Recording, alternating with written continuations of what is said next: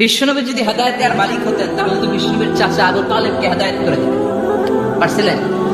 যেই চাচা আবু তালেব বিশ্বনবীকে সবসময় শেল্টার দিয়েছে, বাবার মতো লালন পালন করেছে, সে আবু তালেবের কপালে হেদায়েত জুটে নাই। ইন্তেকালের সময় বিশ্বনবী বারবার বলছিলেন, চাচা একবার বলেন আশহাদু আল্লা ইলাহা ইল্লাল্লাহ ওয়া আশহাদু আন্না মুহাম্মাদুর রাসূলুল্লাহ, একবার বলেন, বাকি বিতর্ক করার দায়িত্ব আল্লাহর সাথে আমার। আমরা আজকে যে বইটা থেকে কয়েক মিনিট কথা শুনবো, বলেন তো বইটার নাম কি? সবাই বলবেন কি নাম? এই কোরআনের মাজলিসে আসতে পারলে ভালো লাগে। তাহলে আসুন আল্লাহর দরবারে আমরা শুকরিয়া জানাই, আমরা পড়ে নেই কালিমাতু শুকর আলহামদুলিল্লাহ। এই কিতাবটা এসেছে আমাদেরকে হেদায়েত দেওয়ার জন্য, আমাদেরকে পথ দেখানোর জন্য। পথ দেখায় শুধু একজন, তিনি কে? বিশ্বনবী বলেন, ইন্নাকা লা তাহদি মান আহবাবতা ওয়ালাকিন্নাল্লাহা ইয়াহদি মান ইয়াশা।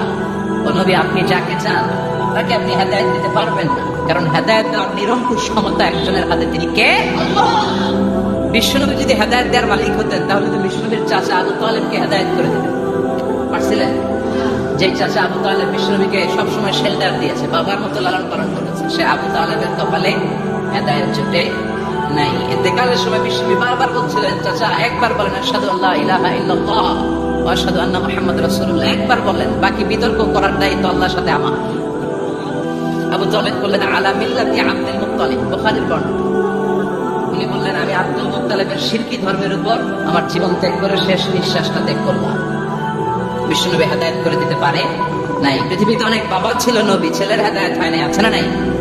সাইয়েদনা নূহ আলাইহিস সালাম আল্লাহর নবী, কিন্তু ছেলে কানানের হেদায়েত জুটেছে?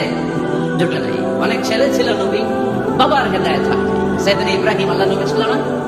কথা বলেন, কিন্তু বাবার হেদায়েত হয়েছে? হয় নাই। অনেক স্বামী ছিল নবী, স্ত্রীর নসিবে হেদায়েত জুটে নাই। সাইয়েদনা লূত আলাইহিস সালাম আল্লাহর নবী, পয়গম্বর, কিন্তু স্ত্রীর হেদায়েত জুটে নাই। আবার অনেক স্ত্রী ছিল আল্লাহর ওয়ালি, প্রিয়ভাজন বান্দি, কিন্তু স্বামীর হেদায়েত হয় নাই। আসিয়া, ইমরাতু ফিরআউন, ফিরআউনের বউ আসিয়া, গোটা বিশ্বের মুমিন নারীদের মডেল আল্লাহ এই কাফের বউকে বানিয়ে দিয়েছে। পৃথিবীতে কিয়ামত অবধি যত মুমিন নারীরা আসবে, সব মুমিন নারীদের মডেল কাফেরের বউ। সুবহানাল্লাহ কইতে মনে যায় না? ফিরআউনের নসিবে হেদায়েত জুটে নাই, কারণ হেদায়েত দেয় কে? আমরা আল্লাহর কাছে হেদায়েত কামনা করি, আমরা যেন সব সময় হেদায়েতের উপর থাকি। আরে হেদায়েতের দোয়া কিন্তু আমরা প্রতিদিন করি। বিশ্বনবী শিখিয়েছেন, হেদায়েতের দোয়া করো, সালাতে পড়ো, ইহদিনাস সিরাতাল মুস্তাকিম। ও Allah, show us the right path, show us the correct path, show us the middle path. Allah আমাদেরকে আত-তারিকাল ওয়াসাতি, মিডল পাথ দেখান, সোজা সরল পথ দেখান, যে পথে একবার উঠবো পথটা শেষ হয়ে যাবে জান্নাতুল ফেরদাউসের ভিতরে। করেন সুবহানাল্লাহ। এই জন্যই কোরআন এসেছে আমাদেরকে হেদায়েত দিতে। এই কোরআনকে আল্লাহ তাআলা আমাদের কাছে নাযিল করেছে যাতে আমরা মানুষের মতো মানুষ হই। কি হই? মানুষ হই। এখন অনেকে বলতে পারেন, হুজুর তাইলে আমরা কি মানুষ না? বলা হয় যে বাড়ছে জনসংখ্যা, কমছে মানুষ। বাড়ছে কি কমছে? তার মানে আমরা চোখে যা দেখি সবগুলা মানুষ না, সবগুলা এগুলো জনসংখ্যা। বাড়ছে জনসংখ্যা, কমছে মানুষ। গরুর পেট থেকে বেরোলে ওইটা গরু হয়ে যায়, ছাগলের পেট থেকে বেরোলে ওইটা ছাগল হয়ে যায়, কিন্তু মানুষের পেট থেকে বেরোলে ওইটা মানুষ হয় না, ওটার মানুষ করতে হয়, ওটার মানুষ বানাতে হয়। আবার গরুর কেউ কোনোদিন বলে না যে গরুর মতো গরু হয়, ছাগল রে কেউ কোনোদিন বলছে ছাগলের মতো ছাগল হয়, কিন্তু মানুষকে বলে তুই মানুষের মতো মানুষ হও। মানুষের মতো মানুষ বানানোর জন্য এই কিতাবকে নাযিল করেছে কে? এই কিতাবের preface of the book, introductory সূরা হচ্ছে সূরাতুল ফাতিহা, মানে ভূমিকা সূরা। এই ভূমিকা বাদ দিলে এরপরে সর্বপ্রথম কোরআনের সূরা কোনটা?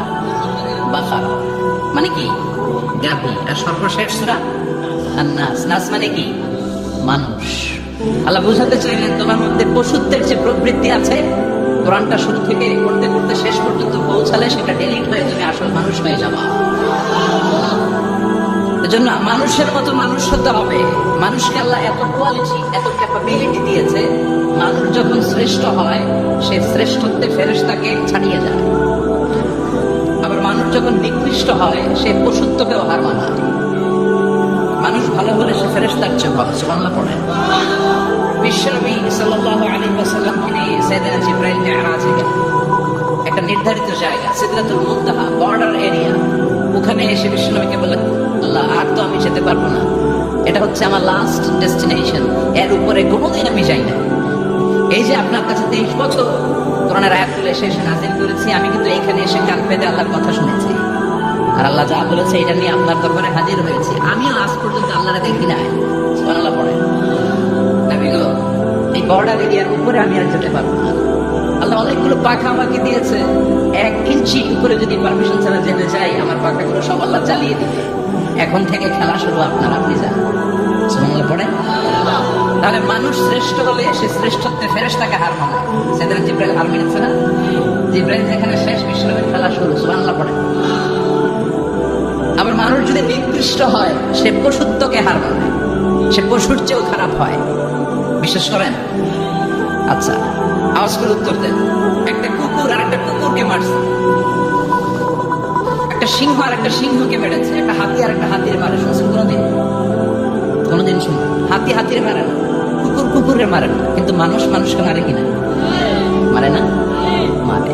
একটা কুকুর আর একটা কুকুরকে মেরে 10 টুকরা করেছে, একটা হাতি আর একটা হাতিকে মেরে 15 টুকরা করছে। শুনছেন?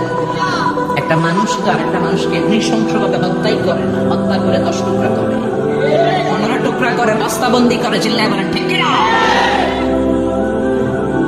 একটা কুকুর জনপদের সব কুকুরগুলোকে সাবান করে দেয় না, একটা হাতি ওই বনের সব হাতিকে শেষ করে দেয় না, কিন্তু মানুষ আগুন জ্বালিয়ে জনপদের পর জনপদ ছারখার করে দেয়, বোমা মেরে জনপদ উড়িয়ে দেয়।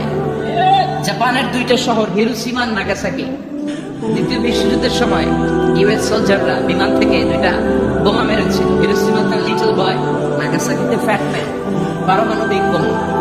যে পাইলটরা বোমা মারতেছে এরাও মানুষ, আর যাদেরকে মারার জন্য মারতেছে এরাও মানুষ। মানুষকে এভাবে শেষ করে দেয়। এজন্য মানুষ ভালো হলে সে ফেরেশতার চেয়েও ভালো, মানুষ খারাপ হলে সে পশু